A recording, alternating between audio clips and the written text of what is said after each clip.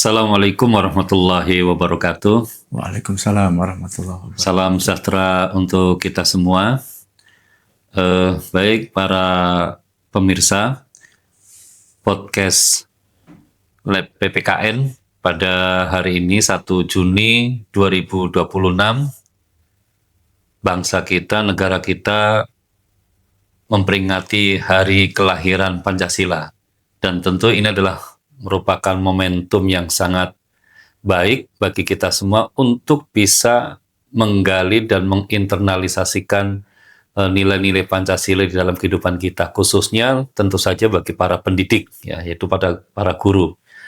Dan pada hari ini kami kedatangan tamu, ya, seorang alumni S2 PPKN FKIP UNS, dan beliau sekarang ini bertugas sebagai guru pendidikan Pancasila di Sekolah Menengah Pertama Islam Terpadu Nur Hidayah Surakarta.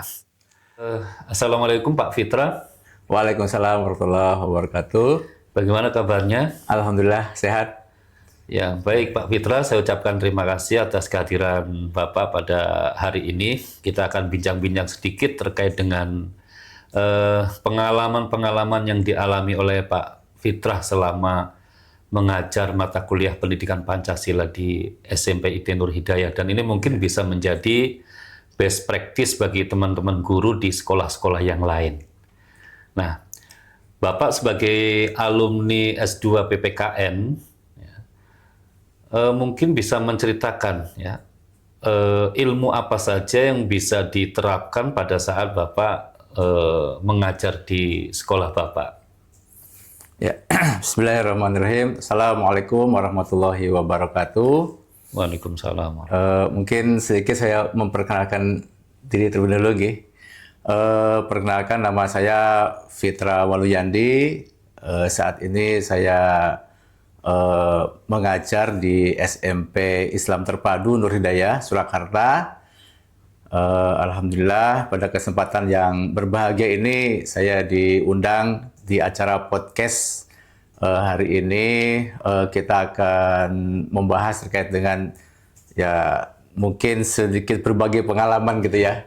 Saya yakin guru-guru di sana juga lebih banyak pengalamannya daripada saya. Jadi ini hanya sebagai apa ya, berbagi saja ya, bukan menggurui begitu. Ya, saling berbagi Ya, pengalaman, saling berbagi pengalaman di gitu antara ya. kita, ya. Ya betul. Ya.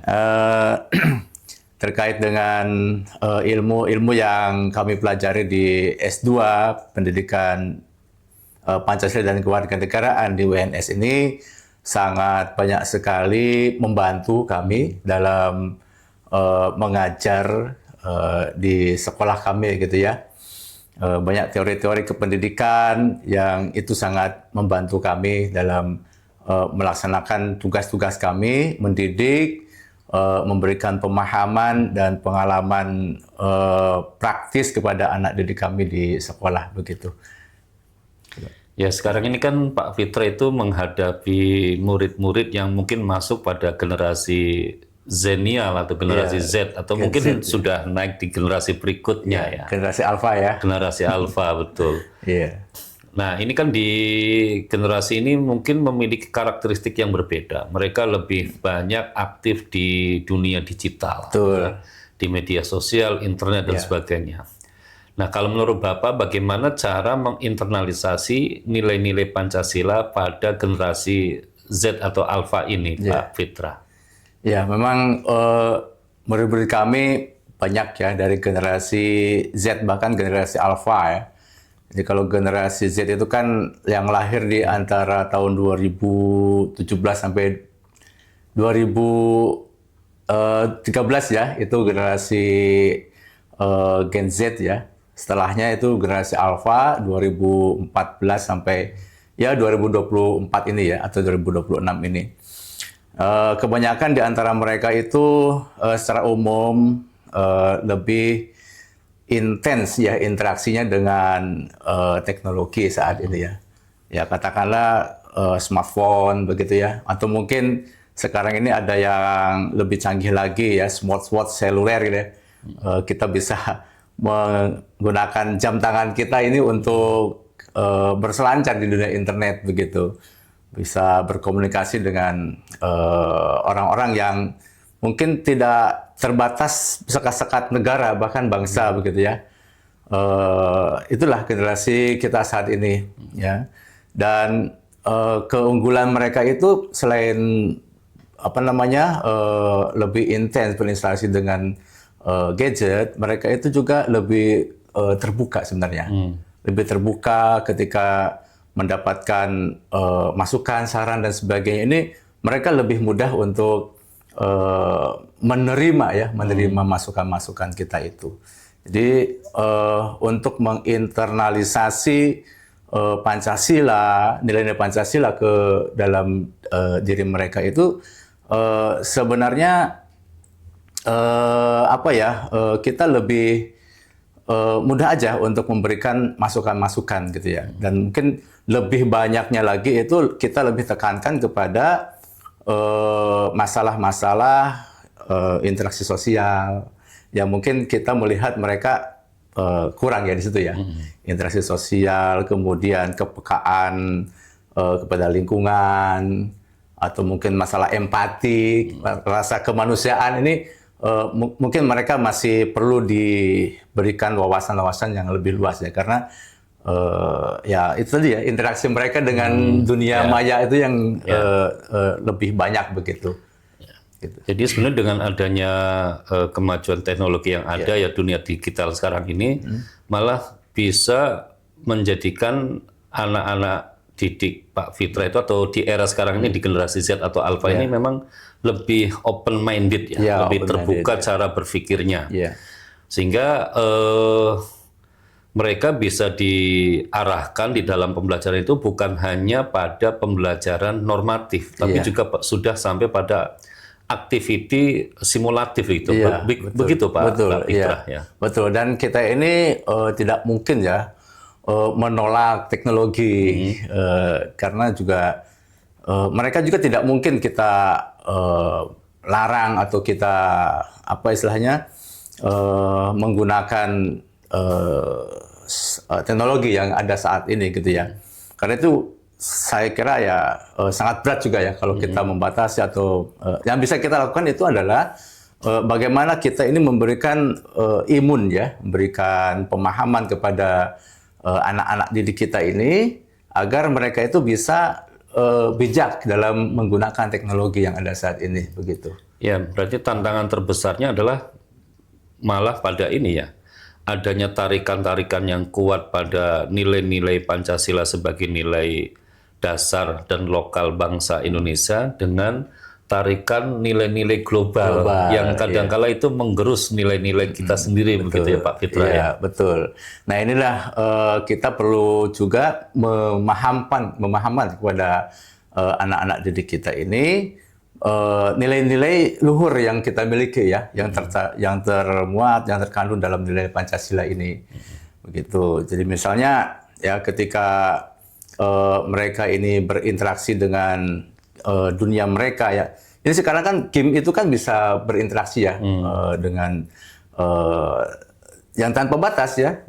Bahkan mungkin mereka itu bahasa Inggrisnya mungkin lebih mahir daripada kita gitu ya. Ketika mereka bermain game, ini mereka berinteraksi dengan orang dari luar negeri, dari bangsa lain gitu dengan menggunakan bahasa asing begitu.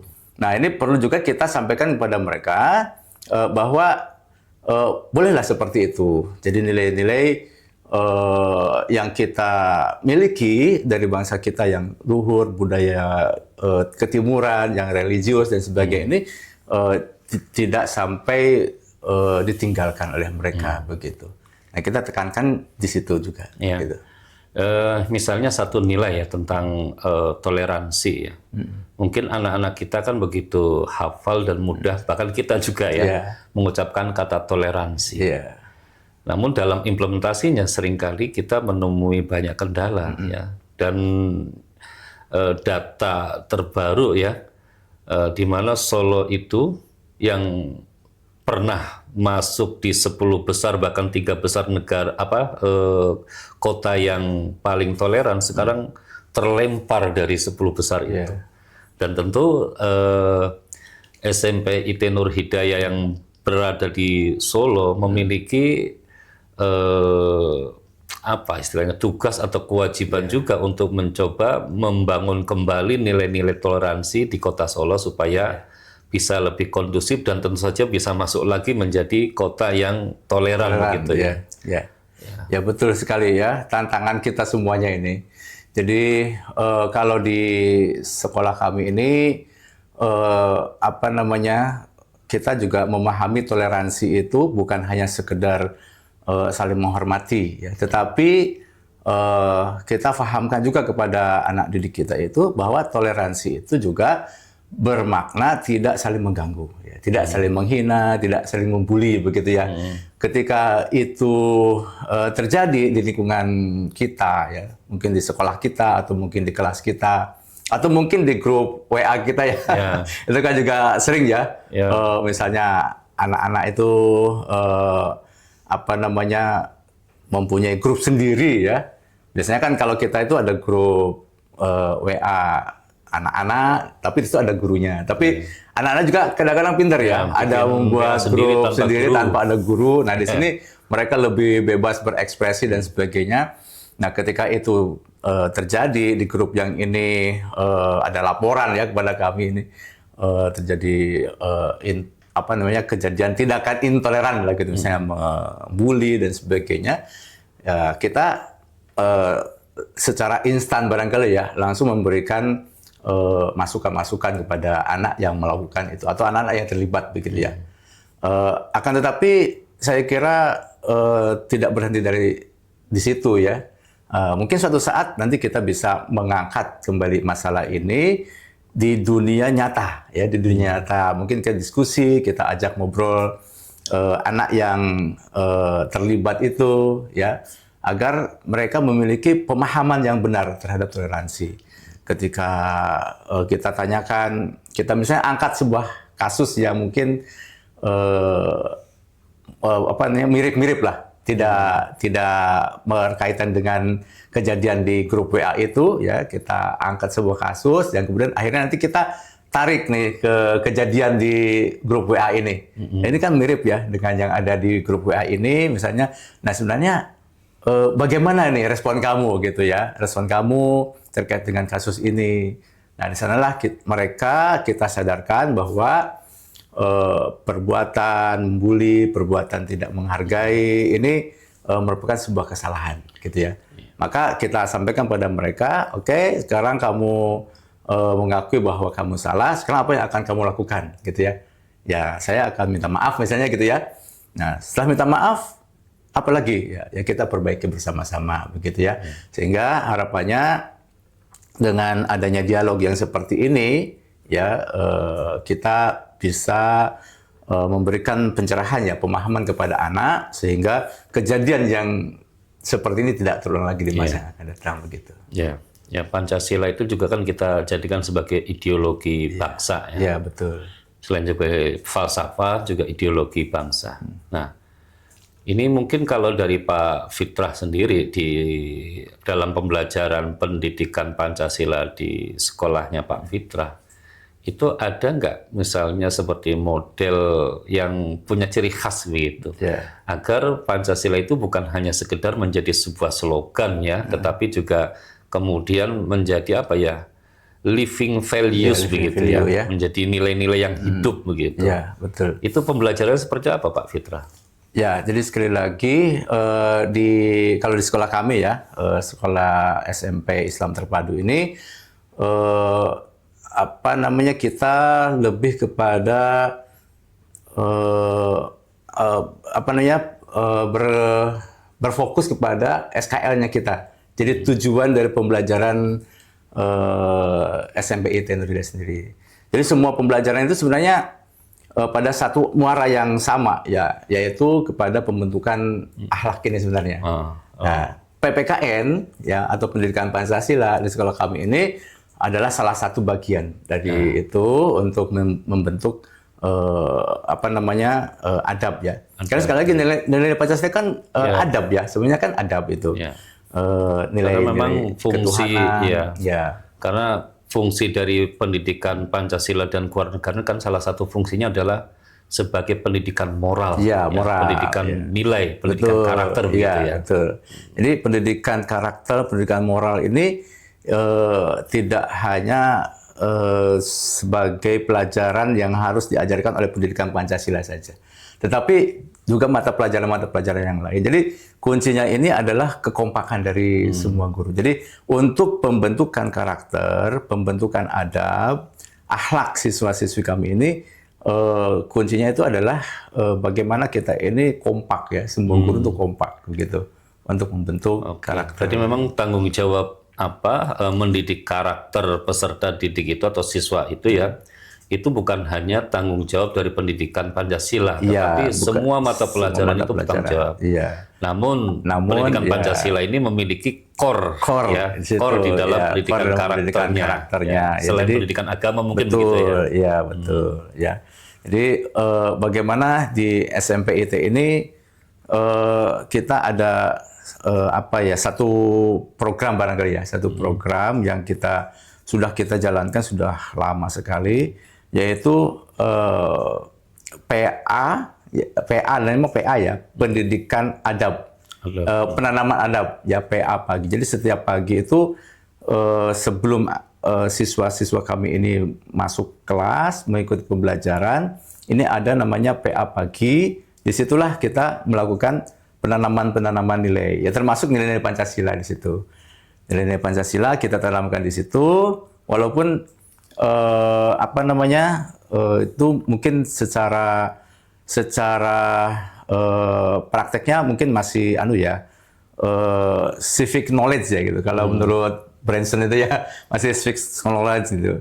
Nah nanti untuk civic skill dan civic dispositionnya semua guru ini terlibat dalam pengawalan.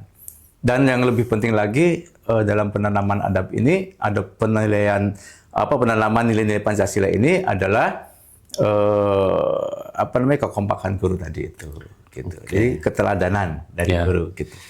Ya, khususnya di dalam pembelajaran pendidikan Pancasila ya Pak Fitrah ya. Saat ini kan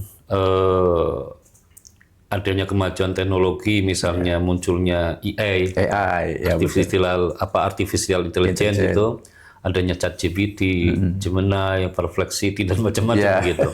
Nah, pada saat pembelajaran apakah memang dari Pak Fitrah sebagai guru pendidikan Pancasila itu kemudian menggunakan ya tool-tool seperti itu untuk membantu di dalam pembelajaran? Ya terus terang untuk AI ya, teknologi yang ada sekarang ini, sekali lagi ya, teknologi ini tidak bisa kita hentikan, tidak bisa kita larang anak-anak untuk menggunakan teknologi ini.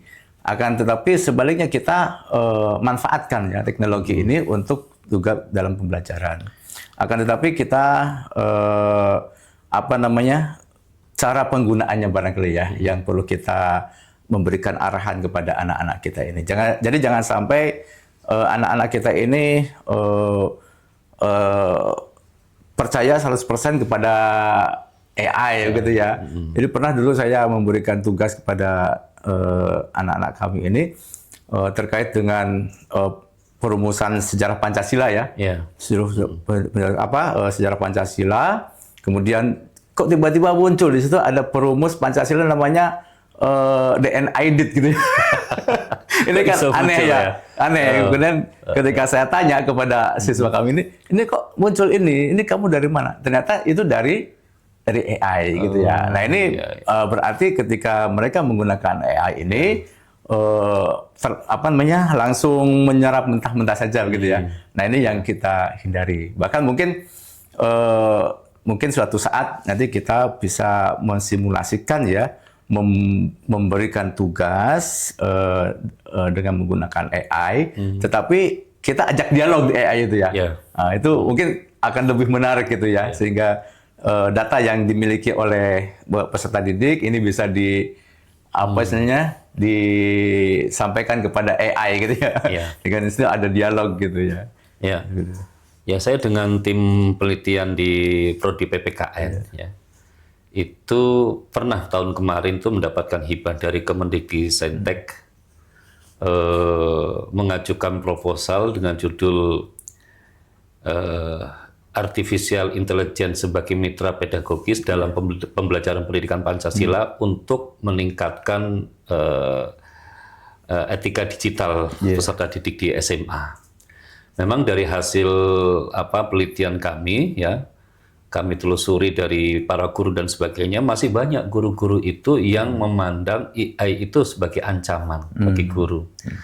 Ya, yang pertama tentu saja tadi misalnya disampaikan oleh Pak Fitra, ya, banyak siswa yang masih mengerjakan tugas-tugas dari guru, kemudian menggunakan IE hanya sekedar kopas, ya, betul. copy paste tanpa melalui proses analisis berpikir dan penyaringan yang lebih kritis, ya, sehingga kemudian AI itu bukan hanya sekedar sebagai tempat untuk kita mendapatkan jawaban, tetapi juga sebagai sarana untuk berdialog, berdiskusi. Betul. Itu memang saya temui di lapangan itu, guru-guru masih merasa khawatir seperti itu, Pak Fitra. Yeah. Nah, itu apakah memang juga dirasakan dan dialami oleh Pak Fitra begitu? Kalau bagi saya AI itu menurut saya bukan termasuk, saya tidak masukkan AI itu menjadi ancaman. Ya. Akan tetapi sebagai mitra, ya, mitra untuk mendapatkan data-data, saling koreksi gitu ya. Cuman permasalahannya adalah ketika kita memberikan tugas kepada anak-anak didik kita, ini seringkali mereka itu ya tadi itu ya tidak ada proses penalaran yang kritis ya terkait dengan jawaban yang diberikan oleh AI ini. Nah, akhirnya kita kan juga perlu memberikan pemahaman kepada anak-anak didik kita ini bahwa jangan sampai AI itu dijadikan sebagai jawaban mutlak begitu ya. Tapi di situ harus ada proses penalaran, ada data-data yang kamu miliki itu harusnya sudah mumpuni ya, harus sudah punya data awalan dulu untuk bisa berdiskusi dengan AI begitu. Nah, ini mungkin yang saat ini masih banyak tantangannya ya. Tantangannya dari sisi guru juga masih perlu beradaptasi ya, karena kan AI juga termasuk hal yang baru ya, hal yang baru. Kemudian juga apalagi kepada siswa-siswi kita ya, itu juga perlu kita memberikan arahan-arahan begitu. Dan itu yang memang kemudian membuat kami ya tim peneliti itu tertantang. Ya, tertantang bukan hanya sekedar memanfaatkan AI yang sudah ada, tetapi kemudian mencoba untuk membuat AI yang jangan sampai tadi kasus siswanya Pak Fitra ternyata memasukkan DNA itu sebagai perumus Pancasila begitu. Ya, ini kan sebuah kesalahan konsep yang sangat fatal gitu. Nah, maka tim kami pun kemudian mencoba untuk mengembangkan namanya chatbot Pancasila. Walaupun ini memang belum sempurna, masih pengembangan ya.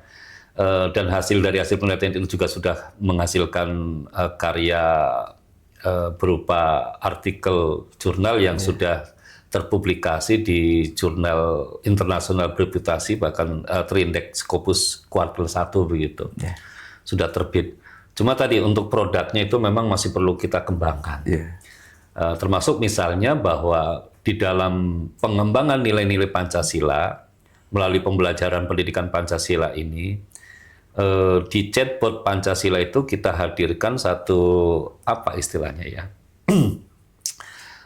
satu sarana bagi siswa untuk bisa memahami bahwa nilai-nilai Pancasila pada hakikatnya itu berasal dari nilai-nilai yang hidup di tengah-tengah masyarakat dengan adanya tradisi berbagai macam di setiap etnis budaya masyarakat dan bangsa kita begitu. Sebenarnya itu nilai Pancasila sudah hidup, tinggal kita kemudian merevitalisasi dan juga mencoba untuk memperkuat nilai-nilai itu dengan cara apa? Ya, selain mempertahankan tentu juga mengembangkan tradisi masyarakat yang sangat kaya dengan nilai-nilai Pancasila itu. Sehingga peserta didik itu bukan hanya tadi secara normatif memahami itu, tapi mereka mengalami secara simulatif begitu. Betul. Ya. Bagaimana pandangan Pak Fitra ini? Iya, betul. Saya sangat setuju sekali ya dengan tadi yang disampaikan oleh Pak Muhtarom nih ya terkait dengan pengembangan AI. Ya memang harus seperti itu ya.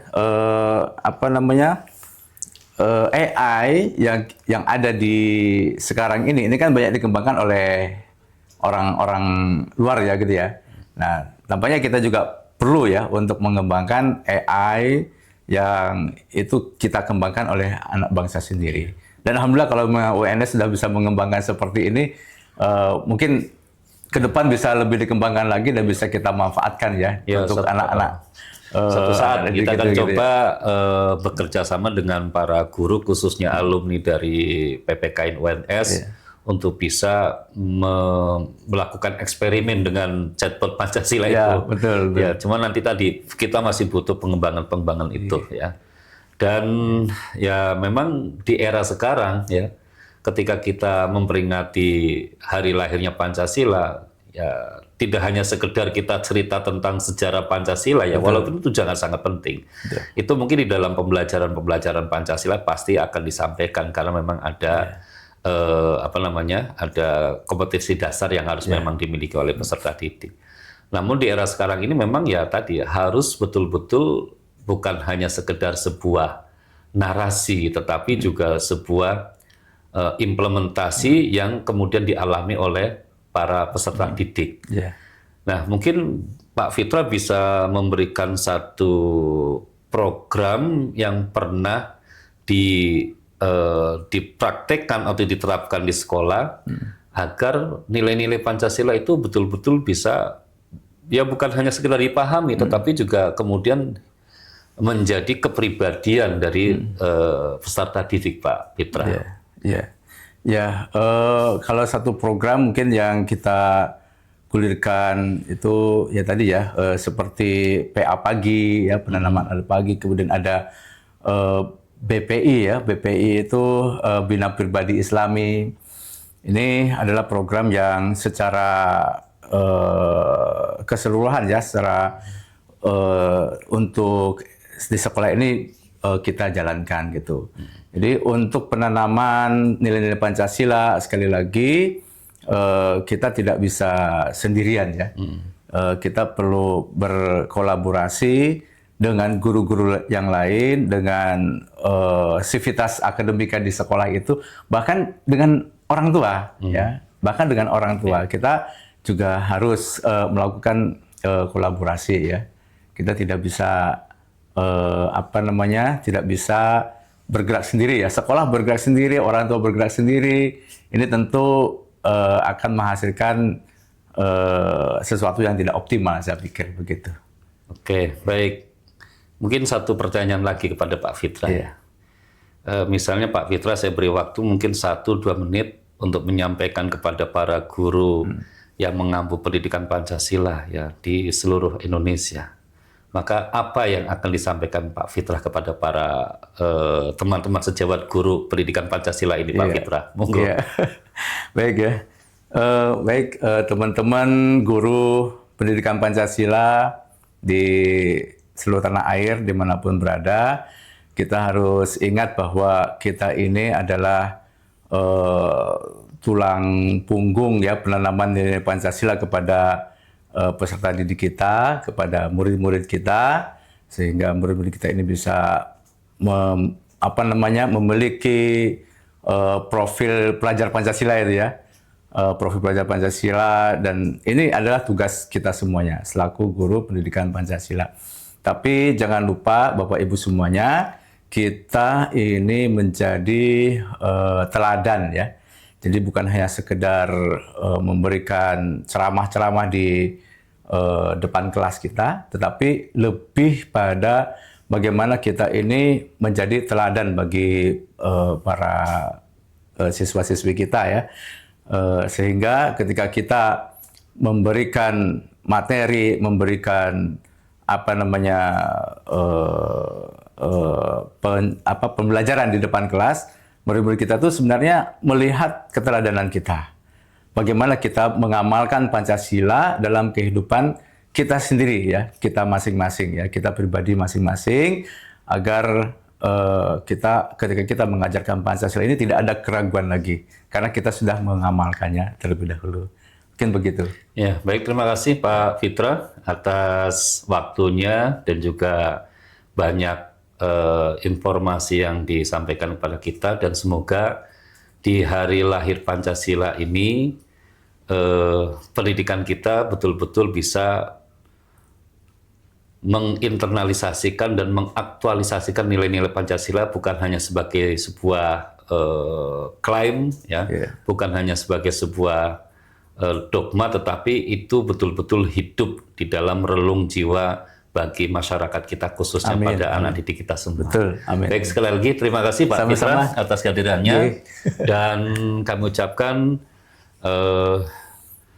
Assalamualaikum warahmatullahi wabarakatuh. Waalaikumsalam warahmatullahi wabarakatuh.